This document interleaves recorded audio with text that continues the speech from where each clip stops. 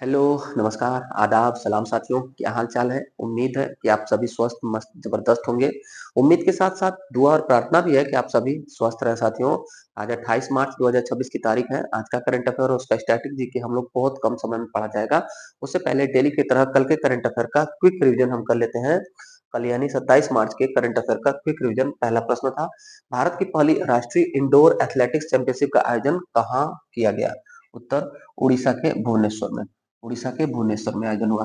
दूसरा प्रश्न पूछा गया था, स्मॉग ईटिंग कोटिंग्स के परीक्षण के लिए दिल्ली में किस संस्थान के साथ साझेदारी की? दिल्ली ने साथियों दिल्ली ने आईआईटी मद्रास के साथ एक समझौता किया है स्मॉग ईटिंग बनाने के लिए। अगला प्रश्न, ब्रिक्स शिखर सम्मेलन 2026 में महिला सशक्तिकरण ट्रेल ब्लेजर पुरस्कार किसे प्रदान किया गया? उत्तर हो जाएगा झारखंड की विधायक कल्पना सोरेन जी को। अगला प्रश्न, किस राज्य द्वारा अभेद्य ऐप लॉन्च किया गया? उत्तर हो जाएगा हरियाणा। हरियाणा पुलिस के द्वारा अभेद्य ऐप लॉन्च किया गया है। अगला प्रश्न, ऊर्जा संकट के बीच ईंधन की राशनिंग शुरू करने वाला पहला यूरोपीय देश कौन बना? स्लोवेनिया। यूरोप का देश स्लोवेनिया ईंधन की राशनिंग शुरू करने वाला दुनिया का पहला देश बना है। अगला प्रश्न देखिएगा, पांचवा प्रश्न था। छठा प्रश्न, छठा करंट अफेयर कल क्या पूछा गया था? यूसीसी लागू करने वाला दूसरा राज्य कौन बना? तो दूसरा राज्य बन गया गुजरात और पहला राज्य बना था उत्तराखंड। दूसरा राज्य गुजरात। अगला प्रश्न, राष्ट्रीय दंत आयोग के पहले अध्यक्ष के रूप में किसकी नियुक्ति की गई? डॉक्टर संजय तिवारी। अभी नया नया आयोग है साथियों, राष्ट्रीय दंत आयोग। अगला प्रश्न, अनलाइकली पैराडाइज पुस्तक के लेखक कौन है? उत्तर हो जाएगा संजय राउत। संजय राउत जी पुस्तक लिखे हैं अनलाइकली अनलाइकली पैराडाइज। अगला, टी20 अंतर्राष्ट्रीय क्रिकेट में सबसे कम उम्र में शतक बनाने वाली महिला खिलाड़ी कौन बन गई हैं? तो फैनी उटांगू सीमानिंदे। रवांडा देश की खिलाड़ी है फैनी उटांगू सीमानिंदे। टी20 इंटरनेशनल क्रिकेट में सबसे कम उम्र में शतक बनाने वाली महिला क्रिकेटर बन गई। अगला प्रश्न, इंदिरम्मा परिवार जीवन बीमा योजना किस राज्य द्वारा शुरू किया गया? तो तेलंगाना राज्य ने शुरू किया है बीमा योजना है इंदिरम्मा नाम से। ये था साथियों 27 मार्च के करंट अफेयर का रिवीजन। अब पढ़ते हैं आज का 28 मार्च 2026 का करंट अफेयर। सरस्वती सम्मान 2025 के लिए हाल ही में किसे चुना गया? मोस्ट इंपोर्टेंट आज का क्वेश्चन। सरस्वती सम्मान 2025 के लिए हाल ही में साथियों बांग्ला लेखक हैं राम कुमार मुखोपाध्याय, इनको चुना गया है। राम कुमार मुखोपाध्याय। राम कुमार मुखोपाध्याय बांग्ला लेखक हैं। इनको सरस्वती सम्मान के बिरला के द्वारा हर साल दिया जाने वाला के बिरला फाउंडेशन के बिरला फाउंडेशन के द्वारा दिया जाने वाला सरस्वती सम्मान 2025 राम कुमार मुखोपाध्याय को दिया गया। बांग्ला नॉवेल इनकी है हरा पार्वती कथा। हरा पार्वती कथा इनकी उपन्यास है बांग्ला भाषा में। ये तस्वीर आप सामने देख रहे हैं, ये तस्वीर है साथियों राम कुमार मुखोपाध्याय जी की और सरस्वती सम्मान 2025 इनको प्रदान किया गया है। इसके अलावा साथियों सरस्वती सम्मान, व्यास सम्मान, हिंदी साहित्य का जितना भी सम्मान है और भी साहित्यिक सम्मान देश भर का है, उसके लिए 2-3 दिन पूर्व हमने वीडियो खूब शानदार बना करके अपलोड किया। आप उसको, जो भी साथी नहीं देखे हैं आप उसको देख लीजिएगा। हम आगे बढ़ते हैं थोड़ा सा सरस्वती सम्मान के बारे में। सरस्वती सम्मान 2025 के लिए बांग्ला लेखक राम कुमार मुखोपाध्याय को दिया गया, चुना गया, प्रदान किया गया। हरा पार्वती कथा बांग्ला उपन्यास है हरा पार्वती कथा, इसी के लिए इनको सम्मानित किया गया। सरस्वती सम्मान के बारे में देखा जाए तो 8वीं अनुसूची की 22 भाषाओं में पिछले 10 वर्षों में प्रकाशित उत्कृष्ट जो साहित्यिक रचना होती है उसके लिए प्रदान किया जाता है। इसमें पुरस्कार की राशि 15 लाख रुपए होती है। पहला पुरस्कार पहली बार जब शुरू हुआ था 1991 में सरस्वती सम्मान शुरू हुआ था, तो हरिवंश राय बच्चन जी को मिला था 1991 में हिंदी भाषा में। पहली महिला कौन थी जिनको सरस्वती सम्मान मिला था? तो बालमणि अम्मा थी 1995 में मलयालम भाषा से। लास्ट टाइम 2024 में किसे मिला था? तो महा उपाध्याय साधु भद्रेश दास जी को लास्ट टाइम 2024 में सरस्वती सम्मान प्रदान किया गया था। अगला प्रश्न, दूसरा प्रश्न है, आईक्यू एयर की रिपोर्ट के अनुसार 2025 में दुनिया का सबसे प्रदूषित शहर कौन सा है? तो दुनिया का सबसे प्रदूषित शहर और आईक्यू एयर की रिपोर्ट के अनुसार, किसके रिपोर्ट के अनुसार? आईक्यू एयर के रिपोर्ट के अनुसार, तो उत्तर हो जाएगा लोनी। लोनी कहाँ पर है? गाजियाबाद। गाजियाबाद उत्तर प्रदेश। गाजियाबाद उत्तर प्रदेश। तो यूपी के एग्जाम के लिए ये मोस्ट इंपोर्टेंट क्वेश्चन हो जाता है। यूपी का लोनी शहर किसी मामले में तो टॉप पर है, दुनिया का सबसे प्रदूषित शहर में टॉप पर है लोनी गाजियाबाद। और भी डिटेल देखिएगा इस रिपोर्ट का साथियों। दुनिया में हमारा भारत छठे स्थान पर है प्रदूषण में, और फर्स्ट पर है, टॉप पर है पाकिस्तान, सेकेंड पर है बांग्लादेश, और थर्ड पर है ताजिकिस्तान। दुनिया में सबसे ज्यादा टॉप पोल्यूशन यहीं पर है। भारत हमारा इस मामले में छठे स्थान पर है। शहरों में बात किया जाए तो गाजियाबाद का लूनी दुनिया में फर्स्ट पर है, और यह तीसरा है साथियों, बर्निहाट मेघालय का तीसरा है। यानी कहने का मतलब कि पहला और तीसरा स्थान हमारे भारत के शहरों का है, लोनी गाजियाबाद और बर्निहाट मेघालय का। दुनिया की सबसे प्रदूषित राजधानी अगर पूछा जाएगा तो आप उत्तर करिएगा दिल्ली। दुनिया की सबसे प्रदूषित राजधानी आईक्यू एयर की रिपोर्ट के अनुसार तो दिल्ली हो जाएगा। अगला तीसरा प्रश्न है, हाल ही में अंतर्राष्ट्रीय फिल्म महोत्सव दिल्ली 2026 के उद्घाटन समारोह में कौन सी फिल्म का प्रदर्शन हुआ? पहली बात सबसे महत्वपूर्ण कि अंतर्राष्ट्रीय फिल्म महोत्सव का आयोजन 2026 में कहाँ हुआ, तो हमारे दिल्ली में हुआ है। और दिल्ली में साथियों पहली बार हो रहा है, इसलिए और महत्वपूर्ण हो जा रहा है। इसमें उद्घाटन समारोह में फिल्म का प्रदर्शन हुआ सिरात फिल्म। सिरात फिल्म साथियों ये फ्रांस और स्पेन की संयुक्त फिल्म है। फ्रांस और स्पेन की संयुक्त फिल्म सिरात से उद्घाटन समारोह के प्रदर्शन की शुरुआत हुई थी। ये यहाँ पर कोई भी सम्मेलन होता है फिल्म जगत से, तो उद्घाटन समारोह का जो फिल्म होता है और समापन समारोह का फिल्म होता है वो महत्वपूर्ण हो जाता है परीक्षा की दृष्टि से। देखिएगा, सिरात जो है उद्घाटन समारोह की फिल्म रही। अंतर्राष्ट्रीय फिल्म महोत्सव आयोजन दिल्ली में भी भारत मंडपम में 25 से 31 मार्च 2026 तक इसका आयोजन होगा। और Delhi first international film festival, Delhi का पहला अंतर्राष्ट्रीय फिल्म फेस्टिवल है साथियों। दिल्ली में पहली बार ये हो रहा है। अंतर्राष्ट्रीय फिल्म फेस्टिवल, अंतर्राष्ट्रीय फिल्म महोत्सव 2026 आयोजन हुआ भारत मंडपम नई दिल्ली में, भारत मंडपम नई दिल्ली में, और दिल्ली में पहली बार हो रहा है। उद्घाटन फिल्म थी सिरात, किस देश की? स्पेन और फ्रांस की फिल्म है सिरात। और अंतिम फिल्म जिसका प्रदर्शन होगा वो सिंगापुर की फिल्म अमीबा, सिंगापुर की फिल्म अमीबा अंतिम इस समारोह की, इस फेस्टिवल की मूवी रहेगी। अगला चौथा प्रश्न है, निवेश मित्र 3.0 हाल ही में किसने लॉन्च किया है? पहली बात रट लीजिए कि उत्तर प्रदेश में निवेश को आकर्षित करने के लिए, उत्तर प्रदेश में रोजगार को सृजित करने के लिए, उत्तर प्रदेश में इन्वेस्टमेंट को बढ़ावा देने के लिए, उत्तर प्रदेश में मेक इन इंडिया कार्यक्रम को बढ़ाने के लिए निवेश मित्र इनिशिएटिव की शुरुआत की गई थी। इसी का तीसरा वर्जन शुरू हुआ है, तो उत्तर हो जाएगा हमारा उत्तर प्रदेश। निवेश मित्र 3.0 उत्तर प्रदेश का है, किस चीज के लिए? तो उत्तर प्रदेश में इन्वेस्टमेंट को बढ़ाने के लिए। उत्तर प्रदेश के मुख्यमंत्री योगी आदित्यनाथ ने निवेश मित्र 3.0 है, 3.0 प्लेटफॉर्म लॉन्च किया है, जिसका उद्देश्य है निवेशकों के लिए बिजनेस शुरुआत को आसान बनाना। कहाँ के लिए? अपने उत्तर प्रदेश के लिए। अगला प्रश्न है, निंगोल वन महोत्सव का आयोजन हाल ही में किस राज्य में किया गया? पूर्वोत्तर में साथियों मणिपुर राज्य में निंगोल वन महोत्सव का आयोजन होता है। उत्सव और महोत्सव से क्वेश्चन खास रहता है, खास करके आदिवासी क्षेत्र और पूर्वोत्तर क्षेत्र का। तो हमने साथियों लास्ट टाइम मिजोरम में जितने भी होने वाले उत्सव महोत्सव थे उसको बताया था, जैसे चापचार कूट, मीम कूट आपको याद होगा। आज हम करेंगे मणिपुर में जितने भी उत्सव महोत्सव है। तो पहला निंगोल वन महोत्सव अभी हाल ही में मणिपुर में आयोजित हुआ। मणिपुर सरकार ने निंगोल वन महोत्सव की शुरुआत की है। इसका उद्देश्य महिलाओं की मदद से वन संरक्षण को बढ़ावा देना है।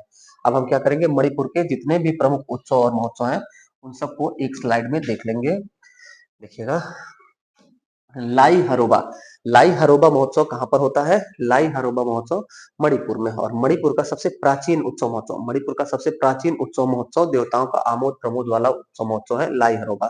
याओ सांग महोत्सव, इसे मणिपुर की होली कहा जाता है साथियों। संगाई महोत्सव यह राज्य का सबसे बड़ा पर्यटन उत्सव है, जिसमें संगाई हिरण के नाम पर यह होता है।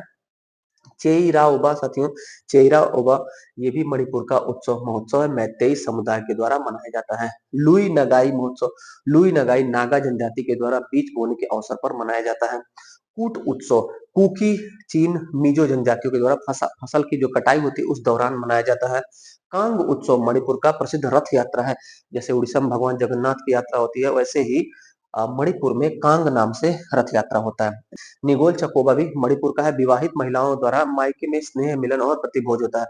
सिरुई लिली महोत्सव उखरुल में राज्य पुष्प के संरक्षण हेतु आयोजित यह वार्षिक उत्सव है, सिरुई लिली महोत्सव। गांग नगाई उत्सव भी मणिपुर में और जेलिया ग्रोंग जनजाति के द्वारा मनाया जाता है। हेइक्रू हिडोंगबा, हेइक्रू हिडोंगबा नौका दौड़ होता है साथियों, मणिपुर का स्पेशल उत्सव है नौका दौड़। चुम्फा उत्सव, चुम्फा उत्सव साथियों तांगखुल नागा जनजाति के द्वारा फसल कटाई के उपलक्ष्य में मनाया जाता है। अमूर फाल्कन महोत्सव, अमूर फाल्कन महोत्सव प्रवासी पक्षियों के संरक्षण के लिए तामेंगलोंग जिला में मणिपुर में आयोजित होता है। आगे बढ़ते हैं, अगला प्रश्न देखते हैं। आकाशा 300 3D प्रिंटर को किस स्टार्टअप ने विकसित किया है? आकाशा नाम से 300, आकाशा 300, आकाशा 300 ये क्या है? एक 3D प्रिंटर है साथियों, 3D प्रिंटर है। इसको अभी हाल में किसने बनाया, किसने शुरू किया, किसने डेवलप किया? तो उत्तर हो जाएगा space time 4D printing solution. Space time 4D printing solution ने एक आकाशा 300 नाम से 3D प्रिंटर बनाया। 3D प्रिंटर क्या होता है साथियों? जैसे जैसे हम बात करें हैं, अगर हमें कोई भी चीज प्रिंट देना है तो एक पेज पर कलर या सादा प्रिंट देते हैं, सादा का मतलब ब्लैक एंड व्हाइट भी पेज हम प्रिंट करते हैं और कलर भी प्रिंट करते हैं। लेकिन अगर हमको 3D में कोई चीज प्रिंट करना है, जैसे ये ग्लोब, छोटा सा ग्लोब दिख रहा है मिनिएचर, ये ग्लोब 3D में है। अब हम ये चाह रहे हैं कि इसको भी हम प्रिंटर की मदद से प्रिंट करें और 3D में प्रिंट हो, तो वो भी अब संभव है साथियों। 3D प्रिंटर अब आ चुके हैं मार्केट में, देश दुनिया में। उसमें क्या होता है, टाइमिंग ज्यादा लगती है, लेकिन आप कंप्यूटर से कमांड उसको दे देंगे तो उसके बाद वो हूबहू इसी तरह से 3D प्रिंट करके दे देगा। यही है 3D प्रिंटर। ये कौन सा 3D प्रिंटर है? यह है आकाशा 300 3D प्रिंटर। आकाशा 300 3D प्रिंटर को बनाया है space time 4D printing solution company ने। अगला 7वां प्रश्न देखिएगा। यूपीआई के माध्यम से क्रेडिट लाइन पर ओवरड्राफ्ट सुविधा शुरू करने वाला भारत का पहला बैंक कौन बना? देखिए साथियों, भारत का पहला बैंक बैंक ऑफ बड़ौदा बन गया, जिसने क्रेडिट लाइन यूपीआई ने शुरू कर दिया है। यूपीआई के माध्यम से शुरू कर दिया है बैंक ऑफ बड़ौदा ने। पूरी बात समझिएगा। पहले तो ओवरड्राफ्ट क्या होता है? ओवरड्राफ्ट को शॉर्ट में ओडी कहा जाता है। अगर आप साथियों सैलरीड पर्सन है, सैलरीड मतलब कि आपका वेतन आता है, चाहे प्राइवेट हो चाहे सरकारी हो, तो अगर आप सैलरीड पर्सन है तो आपको 2 माह की सैलरी, 2 माह के वेतन के बराबर आपको भुगतान, धनराशि की भुगतान बैंक कर देता है, तो उसको कहते हैं ओडी। ओडी अकाउंट होता है। जैसे साथियों अगर आप में से कोई साथी अगर सरकारी कर्मचारी है, उसके पास पैसा नहीं है, सैलरी नहीं आई है, तो बैंक जाकर के एक एप्लीकेशन दे करके बैंक से जितनी सैलरी उसकी आती है 50,000 या 1 लाख या 25,000, उस सैलरी के डबल सैलरी वो अकाउंट में अपने मंगा सकता है। उसको बोलते हैं ओवरड्राफ्ट। फिर उसको 6 महीने में साथियों 6 किस्त बना बनाकर जब सैलरी आएगी तो ऑटोमेटिक वो कटता रहेगा और उसका इंटरेस्ट जीरो होता है साथियों, उसको कहते हैं ओवरड्राफ्ट। अब यहाँ क्या है, यहाँ क्रेडिट लाइन ओवरड्राफ्ट मिलेगा यूपीआई के माध्यम से। जो यूपीआई चलाने वाले लोग हैं, यानी यूपीआई क्या होता है? यूनिफाइड पेमेंट इंटरफेस, जो शुरू हुआ था 2016 में। इसको शुरू किया था एनपीसीआई ने, एनपीसीआई। और एनपीसीआई शुरू हुआ था 2008 में। इस एनपीसीआई को शुरू किया था इंडियन बैंकिंग एसोसिएशन और आरबीआई ने। यूपीआई इसके लिए प्लेटफॉर्म साथियों भीम है, गूगल पे है और फोन पे है, पेटीएम है, तमाम प्लेटफॉर्म है। ये सभी जो भी यूपीआई है उसके माध्यम से आपको एक क्रेडिट लिमिट देगा बैंक ऑफ बड़ौदा। सबको नहीं मिलेगा, ये खास बात तो ये है। यूपीआई के माध्यम से क्रेडिट लाइन पर ओवरड्राफ्ट सुविधा शुरू करने वाला भारत का पहला बैंक बैंक ऑफ बड़ौदा बन गया। यह सुविधा सत्यापित महिला स्वयं सहायता समूह को मिलेगा। एसएचजी सेल्फ हेल्प ग्रुप की जो सदस्य महिलाएं उनको प्रदान किया जाएगा, आपको हमको नहीं प्रदान किया जाएगा। बैंक ऑफ बड़ौदा, इसका स्ट्रेटेजी के स्थापना हो जाता है 1908 में। इसका हेडक्वार्टर है गुजरात के बड़ोदरा में और संस्थापक थे सयाजी राव गायकवाड़ तृतीय। सयाजी राव गायकवाड़ तृतीय इसके संस्थापक थे। अगला प्रश्न, JSW Indian open squash tournament 2026 में महिला एकल का खिताब किसने जीता है? उत्तर हमारा हो जाएगा साथियों अनाहत सिंह। अभी हाल ही में JSW Indian open squash tournament 2026 का आयोजन हुआ। इसमें महिला और पुरुष दोनों टूर्नामेंट हुआ है। देखिएगा, महिला एकल में अनाहत सिंह ने जीता है, किसको हरा करके? हाना मुमताज मिस्र की है, उनको हरा करके। JSW Indian open squash tournament हुआ कहां पर? मुंबई में। मुंबई में इसका आयोजन हुआ। जीती है इसमें हमारी भारतीय महिला एकल विजेता अनाहत सिंह। और पुरुष में अगर बात किया जाए तो पुरुषों में अभय सिंह ने जीता है, किसको हरा करके? वीर चोत रानी को हरा करके। पुरुष एकल विजेता अभय सिंह, महिला एकल विजेता अनाहत सिंह। मुंबई में आयोजित हुआ JSW Indian open squash tournament 2026। अगला प्रश्न, हाल ही में संशोधित उड़ान योजना को किस अवधि तक के लिए मंजूरी दी गई है? उड़ान योजना, इसको संशोधन कर दिया गया। तो हम पहले उड़ान योजना देख लें। उड़ान योजना साथियों यूडीएएन, इसका फुल फॉर्म है उड़े देश का आम नागरिक। उड़े देश का आम नागरिक, उड़े देश का आम नागरिक। हवाई चप्पल पहनने वाला व्यक्ति भी हवाई यात्रा करे, इसके लिए उड़ान योजना शुरू हुआ था 2016 में। और फिर अगले साल 2017 में पहला फ्लाइट इस योजना के तहत उड़ता है। ये क्या है साथियों, जैसे हमारे भारत में खाली बड़े शहरों में, मेट्रो शहर में डोमेस्टिक और इंटरनेशनल फ्लाइट की सुविधा न रहे, बल्कि टीयर टू टीयर थ्री यानी छोटे जो शहर हैं, कस्बे टाइप के शहर हैं, वहां पर भी हवाई पट्टी, हवाई अड्डा बना करके आम आदमी को भी उड़ान योजना का लाभ दिया जाए, उनको भी डोमेस्टिक और इंटरनेशनल फ्लाइट में यात्रा करने का अवसर मिले। इस चीज के लिए उड़ान योजना शुरू हुआ था 2016 में। इसे इसे संशोधित कर दिया गया अभी हाल ही में, संशोधित करके इसको बढ़ा करके कर दिया गया। 2026 चल ही रहा है, 2026 से बढ़ा करके 2035 तक कर दिया गया। उड़ान योजना का अवधि बढ़ाकर कितना कर दिया गया, 2026 से लेकर के 2035 तक। शुरू कब हुआ था, 2016 में। पहला फ्लाइट कब उड़ा था उड़ान योजना का, 2017 में। प्रधानमंत्री नरेंद्र मोदी की अध्यक्षता में संशोधित संशोधित उड़ान योजना को मंजूरी मिली है। यह योजना 2026-27 से 2035-36 तक चलेगी। इसका उद्देश्य क्या है, छोटे शहरों और दूर दराज वाले क्षेत्रों को हवाई सेवा से जोड़ना, आम लोगों के लिए सस्ती हवाई यात्रा सुलभ कराना साथियों। अगला और अंतिम प्रश्न है, आठवां कॉमनवेल्थ यूथ गेम्स 2027 की मेजबानी कौन सा देश करेगा। राष्ट्रमंडल युवा खेल 8वें क्रम का 2027 में होगा।